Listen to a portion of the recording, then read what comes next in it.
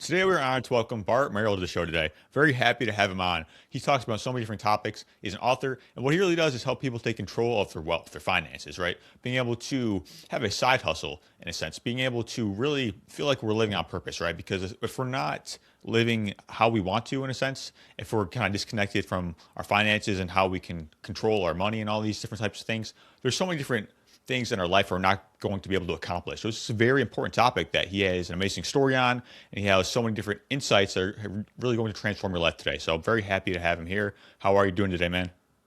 Thanks. Great to be here. Absolutely. Very curious to hear your story and how you got into finances and side hustles and everything you're going to be of service today. Yeah, so I started out with the goal of wanting to get in the FBI. My goal was to get in the FBI and chase serial killers. That was my dream job from like age 16. And we had an ex-FBI agent friend that told me that the easiest way into the FBI was to go into accounting. And then once you get in the FBI, you can apply for the different jobs that are available and you will get the job that you're good at. So if you're good at the other stuff, I wouldn't have to stay in the white collar area. I'm like, okay, with his encouragement, my dad's encouragement, I studied accounting. I took a break right before I graduated to go help my dad on the farm down in New Mexico, help improve my Spanish. And while I was down there, I had RK surgery done on my eyes. It was the surgery to correct your vision before LASIK. And I got back up to school, started doing the application process to the FBI, and I found out that that automatically disqualified me from the FBI. Now, two things that I learned about accounting whenever I started studying it was one, I didn't like it, and two, I wasn't very good at it. And so I was devastated because I'm about to graduate in a career that I didn't want, that I wasn't why I was studying accounting. And I just kind of life happened. Life happened good in a good way for me. A buddy of mine, he jokingly asked me, I'd spent some time in Japan, I spoke Japanese fluently. He jokingly asked me would I like to go back to Japan. Well, I said, yes, I would. Because my life was, well, what else was I going to do? This was a great distraction. And so I helped take the first commercial bungee jump to Japan. I contracted with the Japanese company. They liked me. And so we kept doing things together. And then while I was over there in Japan, I would go to a gym. And this guy came up to me and he goes, hello. He didn't speak English, but he said hello, hoping that I spoke Japanese, and I said hello. And then I started speaking Japanese to him, and he goes, oof, I'm glad you speak Japanese because I don't speak English. And he asked me later on, hey, I want to quit. He was a big rig driver in Japan. He said, I want to quit driving truck and start importing trailers, camping trailers, and Dodge and Ford diesel pickups from America to Japan. Will you help me? I didn't know anything about that, but I said yes. I thought he knew. Well, come to find out, he didn't know either. So we joined forces and we started that hustle together, and we learned how to do it as we went along. So my life, ever since my dream job got blown up, has been anything that crosses my path, good, bad, or ugly. I always ask the question, how can I monetize it? Doesn't mean I monetize everything, but I always ask the question. And when opportunities come my way, I say yes. Before I took the commercial bungee jump to Japan, I had never bungee jumped. Before I started importing trailers with my buddy in Japan, that we still do it to this day. This started in 1997, and we've been doing it ever since. I said yes. And then we figured it out along the way. And so you have to be willing to say yes. Richard Branson, the Virgin Records guy, has a quotation out there that says, when someone comes to you with an amazing opportunity and you don't know how to do it, say yes and then learn to do it. And so you have to be willing to, as these opportunities come your way, say yes and take that chance. I love So that, man. that's how I got started. It wasn't on purpose. It just things happened. And if you look back on my life, sometimes some people would say you're luck, dude, you're just lucky. I'm like, and we'll get into some of this later, but no, my dream job was blown up. 2 years ago, I had my lower left leg amputated, and I lost a lot of money in 2002, right after 9/11 happened. So I kind of look back and say, no, I wasn't lucky. I just made things happen. Yeah, man, you decided, right? Exactly. Yeah. So it sounds like you got into accounting, but you didn't necessarily like it, right? You kind of went up along another path, and essentially, learning the art of saying yes. That's so important, right? Because when it comes to whatever it is, like you have to be open and willing to try new things and experiment, right? And like, how can I monetize things, right? Just being able to think in a progressive manner, like being able to optimize things and just like, what can I do to improve? What can I do to get better? It sounds like a part of your mindset. Yeah, and I've done it for myself for how many years now? Since I got out of college, 1994. It's just kind of things have happened. I've taken advantage of the opportunities that came my way, but I've also created stuff. So let's take my leg, for example.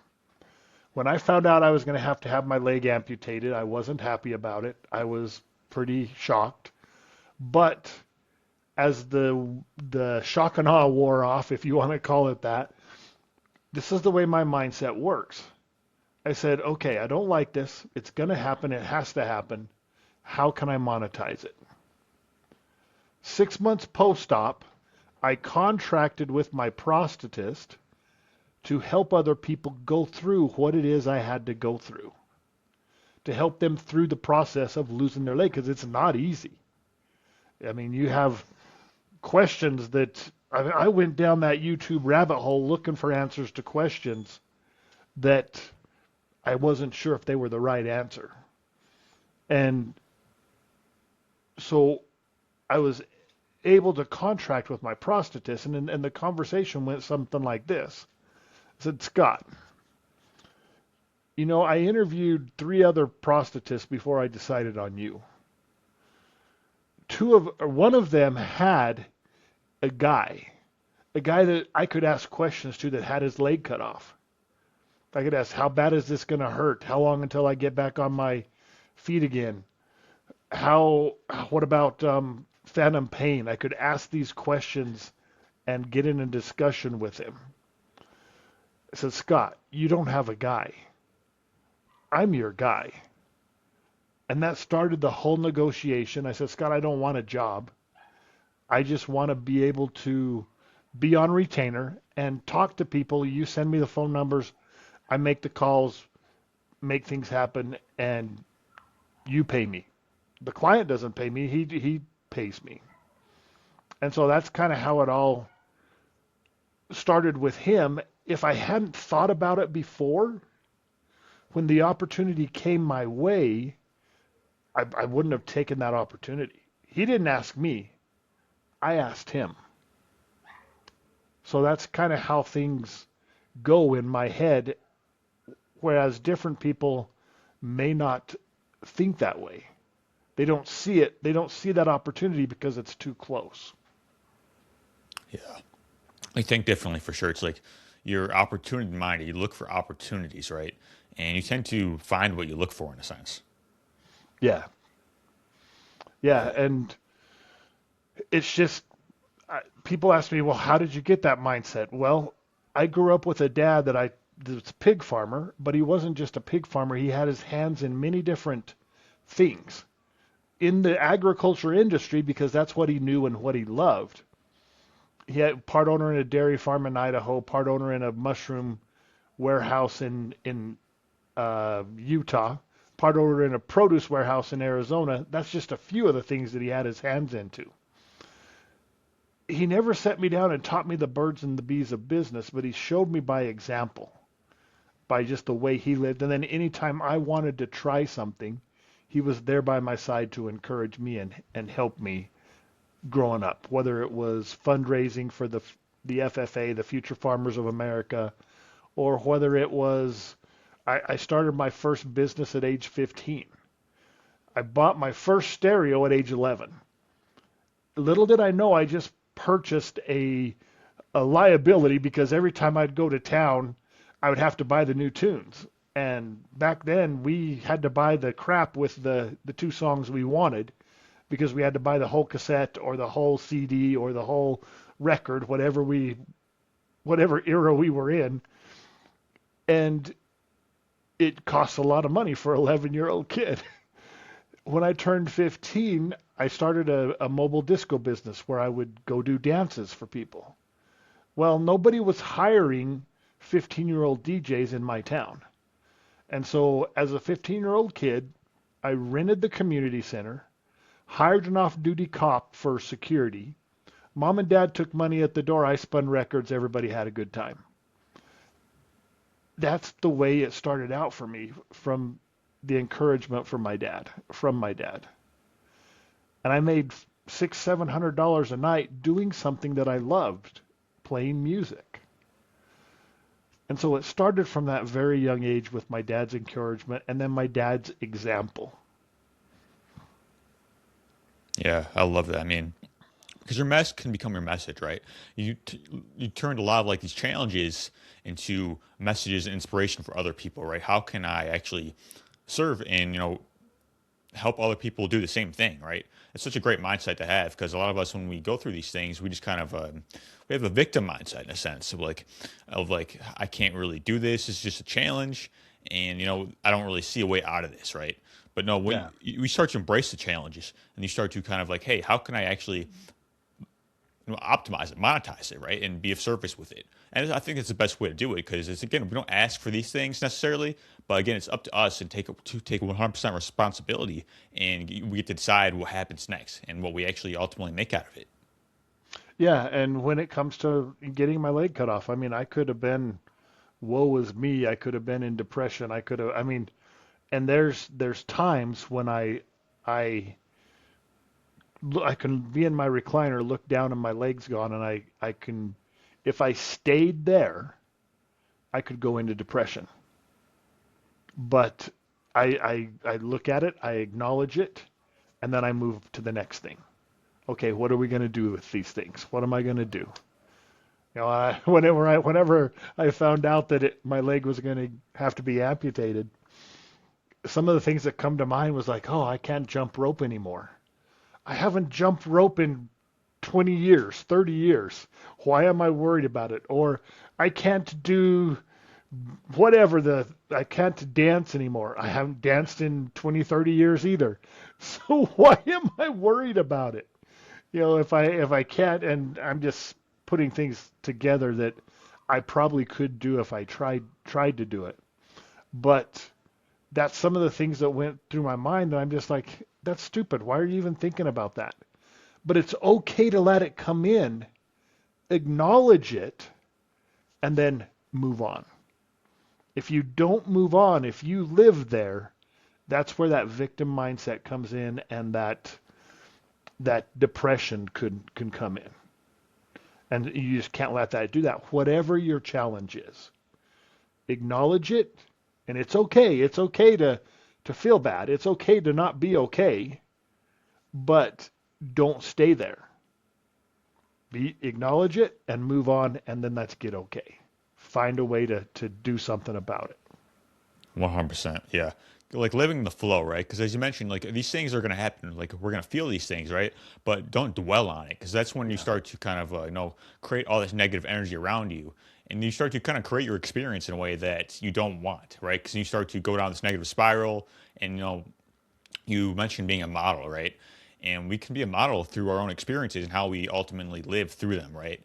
And our mindset around them is huge. So just kind of like moving, keeping things moving mentally, like going to the next thing, right? And it's ultimately what we want anyways, because we want to grow and want to make progress. We can't do that if we're staying stagnant. Yeah. Yeah. And when it comes to using those things as a financial benefit, that just makes things more fun, more worth it, if you want to say that. Not that I wouldn't suggest to your audience to go start chopping off body parts to create a side hustle, but if something's going to happen, always ask that question. How can I monetize it? Get your mind thinking. And with the current situation that a lot of people are in, they're living paycheck to paycheck. They're not prepared for when life happens, whether it's getting your leg cut off or whether it's some other medical emergency or a car emergency, your house basement floods and you have to pay extra money to get something. $1,000 puts most people in the finances in devastation and chaos because they can't afford it. And so I say we need to prepare for what happens when what happens happens. When life happens, are you prepared financially and emotionally as well? But whenever things happen, a lot of yeah, you have XYZ that happened that you're worried about, but right up there next to that is, oh, can I afford this? So a quick story about my wife. She's Japanese. She called me from Japan one day and she said the initial test indicated cancer. Now, everybody's life has been touched by cancer in one way or another. My brother died at age 53. I have two sisters that died at age 62 from cancer. So what do you think was going through my mind? First off, I thought I could lose my wife. Sadly, my second thought was, we can't afford this. I can't afford to drop everything and be by her side as she goes through whatever it is she's going to go through, let alone the medical bills that are going to come up. And so when things happen, when life happens, financial worries, money worries are right up there at the top of the list that people start to think about. And so if you can monetize the things that you already know and do, that can help create the financial security so that you're prepared for when life happens. And that's what people don't think about it until it's too late.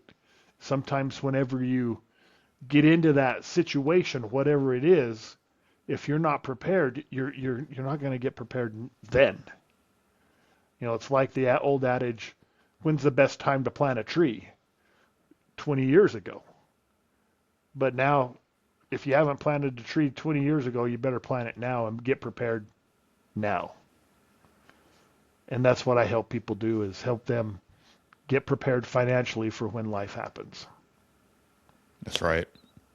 Yeah, so important. I mean, because you mentioned making things fun as well. Like, because when you do that, you kind of have an outcome attached to it, right? You kind of like embrace it, and you could look at what you're getting from it, like why you're doing it in a sense, instead of just going through the motions. Then you start to kind of like make it more of a goal, right? It's actually fun working towards, and that's so important because I feel like if we're actually passionate about the thing, or like make it fun, it's like it makes it easier to achieve in a sense. Yeah, and it gives you a reason. It gives you, like you said, a goal, a motivation. Uh, I tell people they need to look at what do they like to do, make a list of everything they like to do. What do they need to do? Make a list. And what are you already doing? Make a list, and then ask the question for each one of those on the list. How can I monetize it?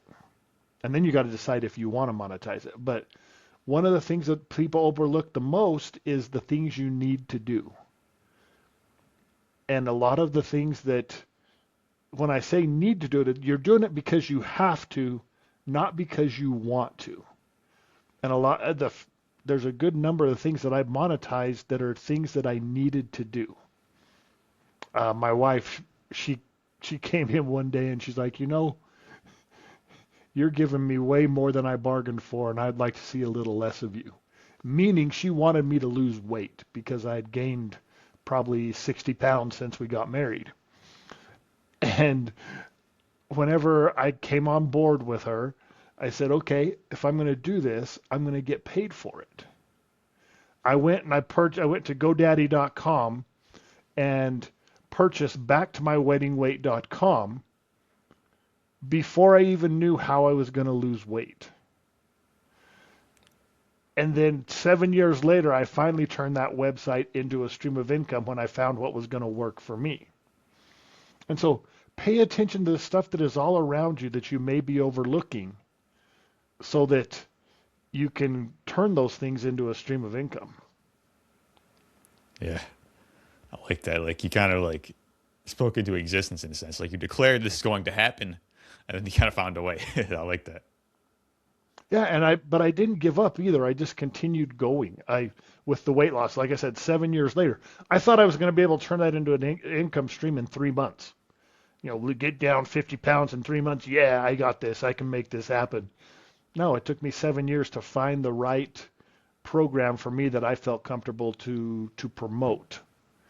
And and so there's a lot of things like that. I adopted a baby Rottweiler that was 8 months old, 90 pounds, didn't know the word no.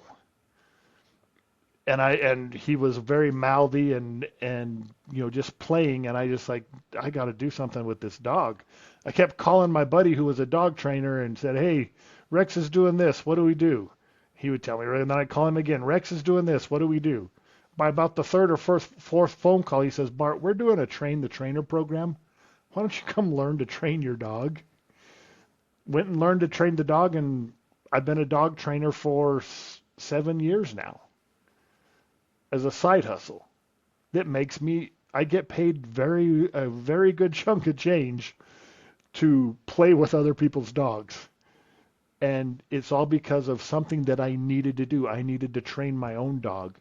So if I'm going to do that, I might as well get paid to train other people's dogs. Yeah, that makes sense, man. It's like it's being able to kind of optimize what we're doing is so important. Like, because we also talked about like being the model, right? And once we start to kind of live like that and be of surface, it's like I feel like how we do anything is how we do everything in a sense, right? Like all of our decisions that we do, they don't just affect us; they affect everyone around us. Just being aware of those things, being present, so we can actually take optimal action, right? And realize that hey, what we do here is actually potentially going to build our character, right? And our character is going to lead us to want for want other people to kind of work with us in a sense and kind of be of service, right? Because I feel like people want to be around a winner at the end of the day. Yeah, and you said it in there about action and about taking action. You have luck. What is luck? Seneca says luck is when opportunity and preparedness meet. And I add one more thing, and you take action. Because if you don't take action, nothing happens. And so the way you take action, the way you do things, is how things are going to work out with you, work out for you. And so that action, what you said there about taking action and acting the way you act, is important to act the proper way, meaning you have to take action when it comes to monetizing your mindset and making things happen. Yeah. How do we start to do that? Like, how do we monetize our mindset? Like, if people are just kind of becoming aware of these things, like, what are the first steps in order to make that happen? Well, so the first things are make your lists. So I think like this naturally. Anything that crosses my path, I always say, okay, how can I monetize it? For people who don't think that way, we have to change their mindset and help them start thinking. And a lot of people get stuck when they either have too many ideas, they don't know which one to focus on, or they think, well, he's doing this, maybe I should copy him. They choose a side hustle or an entrepreneur, a business that isn't right for them because someone else is making money at it. And so you need to start thinking by what are the things you like to do? What are the things you need to do? What are you already doing? Make that list. And then you have to refine that down. Once you have your top ones that you think you could turn into a stream of income, you have to say, okay, in order to get there, I have to give up this. it's going to take these resources, time, money, effort, whatever these resources are, to get this unknown, but you have an idea of what you might get.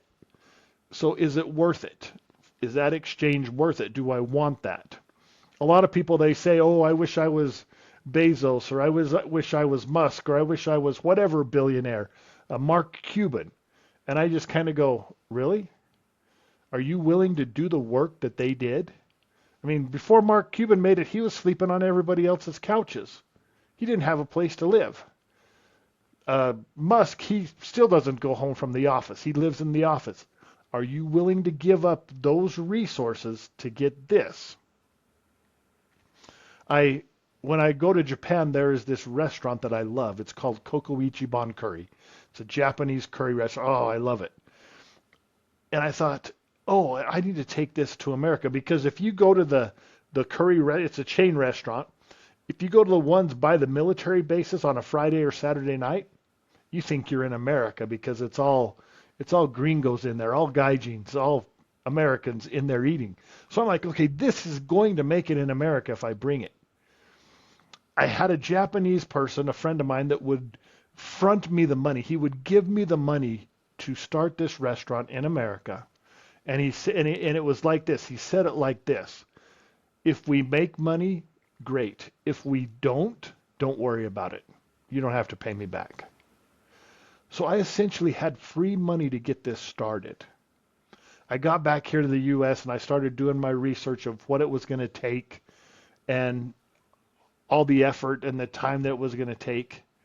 And I came to the conclusion that I didn't want to work that hard. I like to eat curry, but I don't know that I want to oversee the making and the selling of curry every day. I said no to free money to get this started because it wasn't a path I wanted to go down. And so you have to do your research and figure out, okay, this is the resources I'm going to have to give up. This is what I'm going to get from that. Do I want that lifestyle? And then on the other end, with AI, with the advent of AI, there's so many things you can do right now.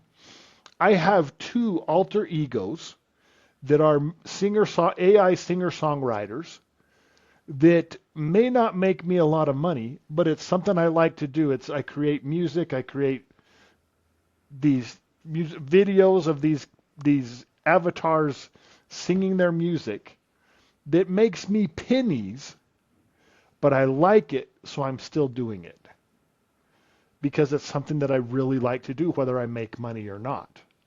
So if I'm going to do it anyway, even if it's pennies, I'm going to try and monetize it. And so you got to figure out, okay, I'm giving up this to get this. Do I want to do it? And that's very important when you're picking your side hustle, you're starting your business, is deciding, am I willing to give up this? Awesome. Yeah, makes sense. So it sounds like a lot of it is we have to be willing to sacrifice something. Yeah, you have to. There's a lot of people want money for nothing, and that is very rare. I'm not saying it's not out there. People win the lottery, people do things all the time that get easy money. But and if it's something you're already doing anyway, and you just turn the switch on to monetization, then that's kind of easy money, isn't it? I mean, you still have to give up something, possibly, but is it worth it? You know, the easy money stuff is very rare. You're going to have to work for something. Yeah. Why do you think that a lot of people are not willing to sacrifice things? I think a lot of people don't know. They get caught in their life. We've been taught from a very young age, go to school, get a good job, retire, and hopefully you retire with enough money to live for the rest of your life. And so we're not taught that. We're not taught entrepreneurship. We're not taught to think out of the box. And so a lot of people just don't even think about it. They get in this cycle of life and they don't think about it until something happens. They lose their job, or a large expense happens. And then they're like, oh crap, what am I going to do now? And now it's too late. So they need to think about it before that wakes them up. With the cancer scare with my wife, after 8 days, the biopsy came back negative, and so she was okay. She just had to have surgery to remove the tumor. It was a wake-up call for me to bring in more streams of income so that I had the resources whenever something happens. A lot of people don't get that wake-up call. A lot of people don't get the good news. And so they have to try and make it work in the midst of all that anxiety of whatever's going on. I say think about it before, and the only way to do that is to get my message out so that they kind of start to look at it, because we have not been trained that way to take the risk to make things happen. Absolutely. You mentioned doing a lot of research as well. Like, if we're looking into something to monetize it, like what should we be researching? Like, what questions should we be asking, and what should guide our decisions within that process? Well, so whatever, depending, like the restaurant, let's take the one that I said no to. Okay, I needed a place. When I did research, I went and talked to a couple of restaurant owners and the managers in the restaurants and how they got started.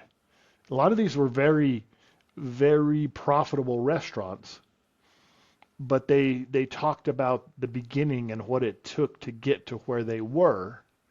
And so I knew the hustle that it was going to need to take, the time, how much effort it was going to take, and I didn't want to do that. But you need, okay, are you going to need a location? What are you going to need to make this happen, and do you have the funds to get it started? A lot of people that are in this situation don't have excessive funds to start a business, so we have to start smaller. My dog training business is probably the most money I've spent to get started in a business, and it was roughly $14,000. And that was for the training and just some startup costs to buy crates and stuff like that. Everything else, I don't have a location. I go out to other people's houses and work with them there. So it was very cheap to get into. But yet that was the most expensive startup that I've done. Everything else has been really, really cheap startups. And some of them have made me very, very good money. My Japanese exports, very little time, but very good money. It goes like this because of different outside pressures that happen, but it's something that consistently has been really good for me with very little time.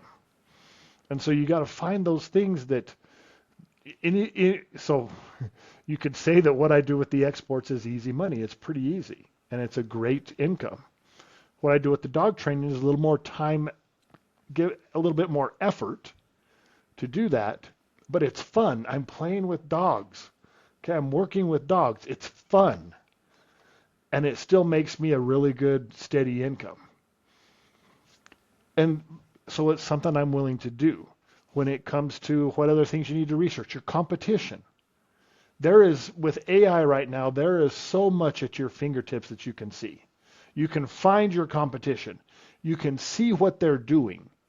You can see what their customers are saying about them, both positive and negative. And so you can go in there and say, okay, this guy, this company X is doing this. Their clients are saying that they have a shortfall, and it's the same. All the clients are saying they have the same shortfall. Can I do that better than they're doing it? If you can, then you should probably go for it. There's just so much at your fingertips with AI. You can scrape the different sites, whether it's Facebook or Reddit or X, and you can find stuff around your industry. So for me, it would be side hustles. I would go in and look at all the posts on side hustles and get people's feedback of what's going on right now today. And then I can take that information and have AI analyze it and tell me, okay, what's lacking in this industry? Can I do it better than the other people that are doing it? And so that's the kind of stuff you need to research, is just your competition, your ideal client, the resources it's going to take. And as you're combining this, you're going to start to decide whether you can do it or whether you want to do it or not.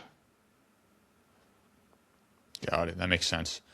We also mentioned preparation a lot as well. Like, how can we start to develop that preparation mindset, whatever it is that you do in life? Like, how to be prepared for these things to ultimately get the results that we actually want? So I have, from a very young age, gone through things that progressively, as life went on, got harder. Whether it was my dream job blown up, like I said, losing the money in 2002 right after 9/11, and just being able to deal with these little things on an incremental basis and having someone there to help me through it, whether it was my dad or whether it was my wife, having someone there to encourage me and help me through it, whether it was a mentor, that's really important, because whenever you can't do something, whenever you hit that road bump and you start to have those negative beliefs, which are us. I mean, some of it comes from outside sources, but the biggest roadblock is our own head.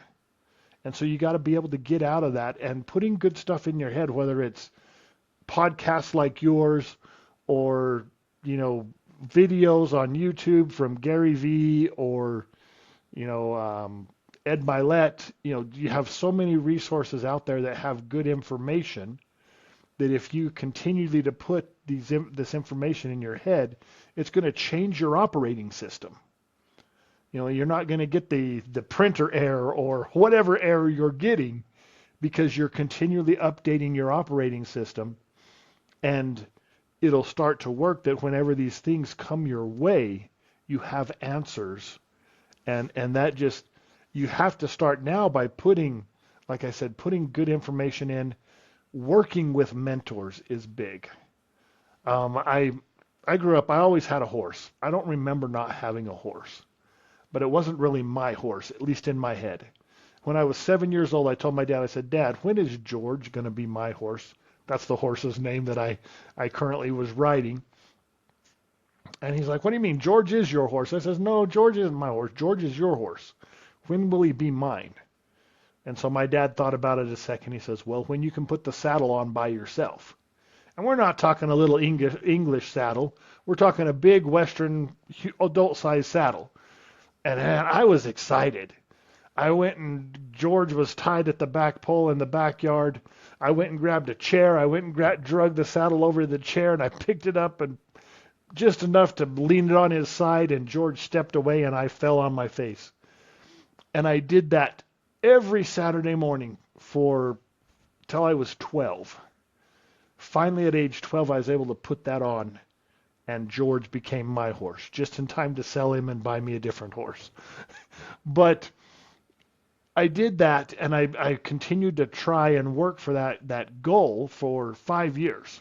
And I want to share another story about, there was a time in the 2000s that I thought I was going to be a poker player. You're going to see me at the World Series of Poker, and I was going to win. That was what I wanted to do. And I played poker online 6-8 hours a day for 6 or 8 months. And then at the end of that, I looked at my account, and I had like $600 or $800 in it. I did the math, and it came out to 29 cents an hour.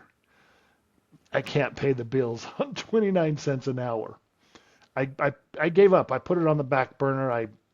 I don't have that dream right now to go play poker.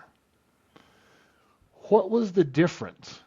I gave George the horse 5 years of my life. I gave poker 6 or 8 months.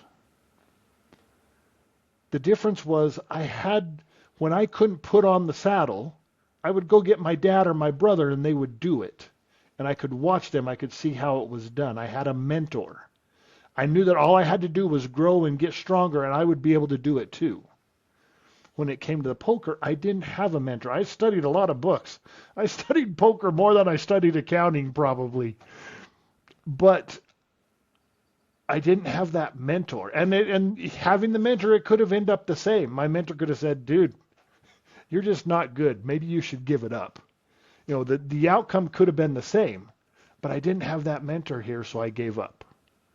So having a mentor that helps you down the path of whatever path you're wanting to go down, someone who is doing what it is you want to do, that's an important factor in helping you change your mindset and helping you down the road to success. Yeah, so key.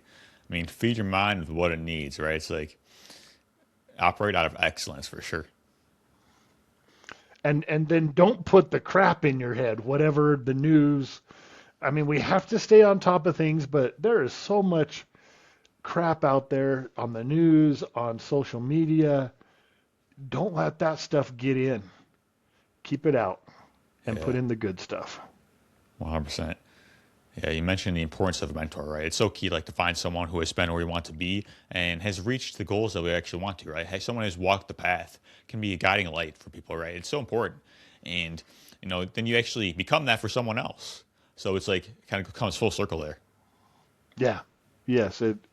And it may be so. In my case, I had a friend of mine who was a bus driver, and she came to me for help, and so I took her down my path where I had her start to make the lists. What do you like to do? What do you need to do? What do you already do? And I said, okay, now go home and we'll meet next week, but continue making your list. And she came to me with an idea already. They wanted to do a party bus that would take people to NBA games and hockey games and all whatever event and drop them off and then pick them up. And that was what she wanted to do. I says, okay, I know you have your idea, but humor me. Go through my process. And 2 days later, she called me and she said, I am so mad at you. I'm like, why? What did I do? I woke up at 3 o'clock this morning and I couldn't go back to sleep. I'm like, what does that got to do with me? She had come up with an idea in the middle of the night, and she was so excited, thinking about all the things she needed to do, she couldn't go back to sleep. And she had to be at work at like 6 o'clock, 6:30 in the morning. She was just like, oh, I'm tired, but I'm excited. I didn't think of that thing that she thought of. She did. All I did was get the wheels going, get her to start thinking about the things that she could possibly do. Once you get the wheels turning, then I'm just there to guide. I'm just there to help. Because once you start thinking about things and start thinking differently, start paying attention, things change. No matter what it is you're trying to do. Yeah, for sure. Being the model is so key, man. And so even the mentorship for me, being the mentor for her, it was just the start, really. Just to get her to start thinking. And then if she has questions, if she needs help, I'm there. If she has doubts, she starts to get doubts. Oh, Bart, can I do this? I help her get out of her head. Yeah, And so that's what a mentor is for, is just to help you and guide you. You still have to do the work. And a lot of times it's just changing your mindset, changing the way you think. yeah, so important. So you talk about side hustles as well. Like if people want to know about that and kind of get started, like where do you have people go? So I have a quiz up. It's an assessment. It's the 1K blind spot assessment. What is holding you back? What is holding you back from making your first $1,000 at a side hustle? And you can find that at youridealsidehustle.com.